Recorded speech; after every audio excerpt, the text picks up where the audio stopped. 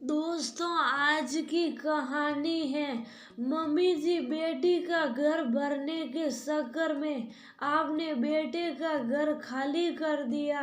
दोस्तों, कहानी शुरू करने से पहले अगर आपने हमारे चैनल को अभी तक सब्सक्राइब नहीं किया हो तो कर लीजिए ताकि आपके पास पहुंच सके हर नया वीडियो। तुम तो रहने ही दो तुम्हारे खानदान में, तुमने ये सब नहीं देखा होगा।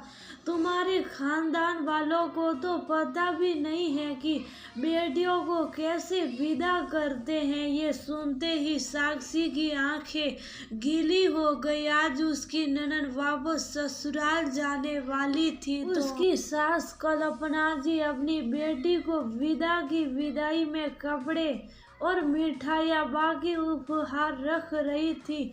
इसी बीच साक्षी रसोई काम पूरा करके आई और अपनी सास की मदद कराने लगी और उन्होंने उसे तानों से छलनी कर दिया। फिर भी वह सब सुनकर वह चुप रही और बाकी के काम करवाने लगी। इतने में उसकी ननद दीप्ति हंसते हुए आई और बोली, भाभी आप अपना ध्यान रखना और आप भी कभी भैया के साथ में घूमने हमारे शहर आओ और कुछ दिनों के लिए ननद के घर भी रह कर जाओ। हमारे खानदान में ननद के घर जाकर भाभी नहीं रहती है, ये रिवाज नहीं है। तेरी भाभी तेरे घर नहीं आएगी। बेटियों को खिलाते हैं, बेटियों के घर जाकर रहते नहीं है। कल्पना जी बोलती हैं तो साक्षी फिर से मौन हो जाती है। पिछले महीने उसके भैया इंटरव्यू देने उनके शहर में आए थे तो उसने होटल की जगह अपने घर रुकने का आग्रह किया तो भैया भाभी 2 दिन रुक गए। तब उसकी सास अपनी बहन के घर गई हुई थी। उन्होंने आकर घर में हल्ला मचा दिया। भला बहू के मायके वाले कैसे आकर रुक गए। उसके बाद से दोबारा भैया जॉब के लिए आए थे तो सिर्फ सबसे मिलकर गए और बाहर ही होटल में रुक गए।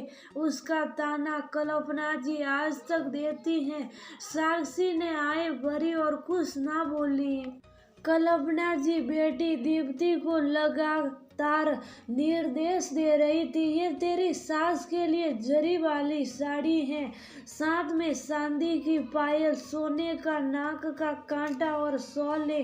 ससुर जी के लिए रेशम का कुर्ता पाजामा है, तेरे देवर के लिए ब्रांडेड शर्ट है, तो ननद के लिए वन पीस रखा है और ये सर्दियों में खाने के लिए गोद और मेवे से भरे लड्डू और पड़ोसियों में बंटवाने के लिए ये मिठाइयाँ हैं और ये नगद लिफाफा है।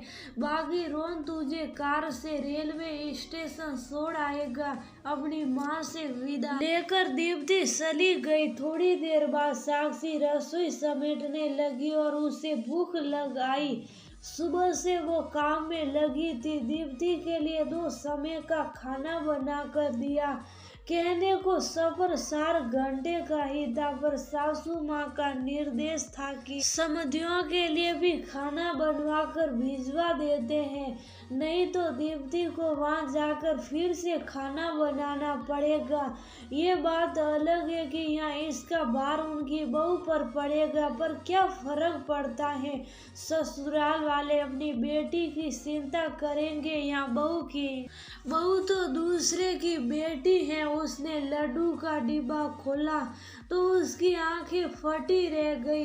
डिब्बे में एक भी लड्डू नहीं मिला। गोद के लड्डू उसे भी बहुत पसंद थे। वह सास के साथ लगातार 3-4 दिनों से रसोई में लड्डू और नमकीन बनवाने में लगी थी। उसकी सास ने बहुत कुछ बनाया था पर यह पता नहीं था कि वो सारा बेटी के लिए बनवाया था। साक्षी ने अपने लिए 2 रोटी सेकी और खाना बनाने लगी।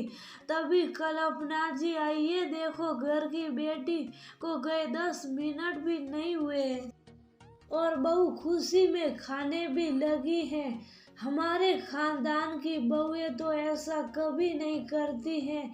मैं भी जब से इस घर में आई हूँ मेरे गले से तब तक निवाला नहीं उतरता था। जब तक ननद भाई अपने घर पहुंचकर खाना नहीं खा लेते। अब साक्षी का जवाब दे गया, मम्मी जी माफ कीजिए, मैं सुबह से भूखी हूँ और आपकी ही बेटी की सेवा में लगी हुई हूँ। दीदी को मैंने अच्छे से खिलाकर भेजा है। अभी ट्रेन 2 घंटे देरी से जाए तो क्या मैं रात तक भूखी रहूंगी? हमारे मायके के खानदान में बहू को इंसान समझा जाता है, एक बेजान मशीन नहीं जो सुबह से रात तक लगातार काम करती रहे और उसका ध्यान भी ना रखा जाए। वैसे आपकी बेटी है, ये नियम तो आपको लेना चाहिए, पर आपने तो खाना खा लिया।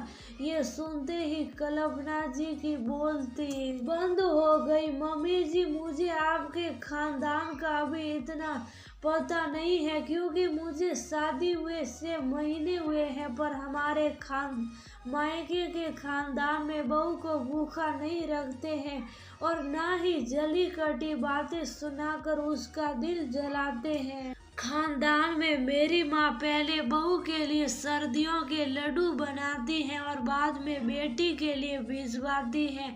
हमारे खानदान में बेटी का घर होते हुए उनके भैया भाभी इस तरह से होटल में नहीं रुकते हैं। जब बेटी 20 दिन मायके में जाकर रह सकती है तो उसके भैया भाभी 2 दिन भी बहन के घर क्यों नहीं रुक सकते हैं?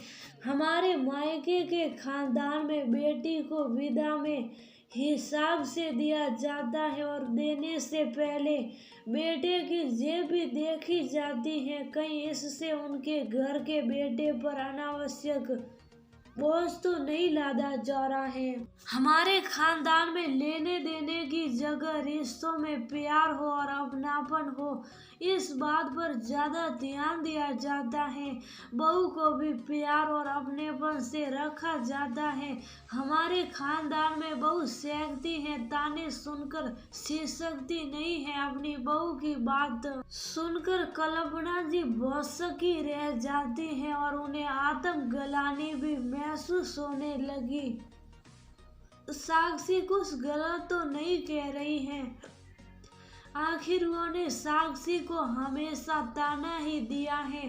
दीप्ति के लिए वह बहुत कुछ करती है, पर इस कारण वो अपनी बहू की हमेशा उपेक्षा करती है। बेटी का घर भरने के चक्कर में उन्होंने बेटे का घर खाली कर दिया। इस बात का उन्हें अफसोस हो रहा था। आज साक्षी ने उन्हें वो आईना दिखा दिया जिसमें वह खुद से ही नजरें नहीं मिला पा रही थी। वो खुद को संयत करते हुए साक्षी से बोली, साक्षी, आज तुमने मेरी आंखें खोल दी हैं, आगे से ऐसा कभी नहीं होगा। और वह अपने कमरे में चली गई। साक्षी उन्हें जाते हुए